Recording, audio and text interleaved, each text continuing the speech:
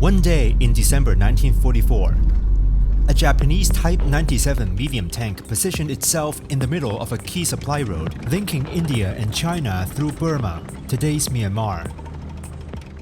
It opened fire on every transport truck that came near. For a while, no one knew what to do. That was until a Chinese soldier named Deng Zhonghua did the unthinkable. He drove a US-made 10-wheel army truck straight into the tank at full speed. Both vehicles plunged off the cliff together. It became one of the rarest moments in modern warfare, a truck taking out a tank. But the question remains, why was the road being built so dangerously close to the front lines? This story starts with the year 1941. Japan attacked Pearl Harbor and brought the war to the wider Asia-Pacific region. That created a new problem for China, whose only remaining land logistics routes went through Burma. The Japanese military basically occupied all the major ports in China, and then in the beginning of 1942 stopped the Burma Road to allow import of material from Burma. So it was very, very difficult for the United States to send a lot of military supplies to China. So China sent an expedition into Burma in 1942. It was, however, not fighting alone, but together with locals as well as American and British forces. That same year, 26 nations, including China, Britain, the United States, and the Soviet Union, signed the declaration by United Nations, marking the formal birth of the global anti-fascist alliance.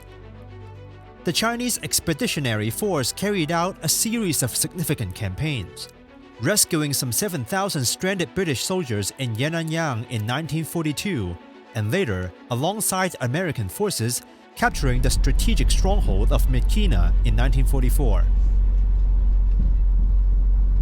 But beyond that, one of China's most vital goals was to ensure the building of a new supply route. That route is the road I'm walking on right now. It's called the Stilwell Road. It takes its name from Joseph Stilwell, commander of the US forces in the China-Burma-India theater. This area is very close to Myanmar.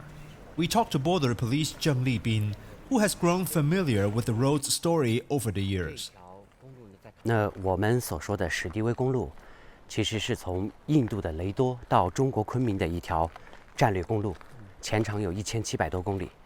它是从1942年开始修建，直到1945年初才全线打通。Though the US airdropped several bulldozers to help, most of the work was still done the hard way, manually. 我们经常是前方还在进行激烈的交火，后方就已经开始动工了。因此，它有一种说法叫做“仗打到哪里，公路都修到哪里”。It was eventually dubbed a man-a-mile road. This is an American-made 10-wheel army truck that once rumbled along the road. Tough enough to take on a tank if it had to. Following the Stilwell Road's opening in early 1945, trucks carried more than 50,000 tons of supplies from India to China, sustaining China's resistance until the Allies' ultimate victory.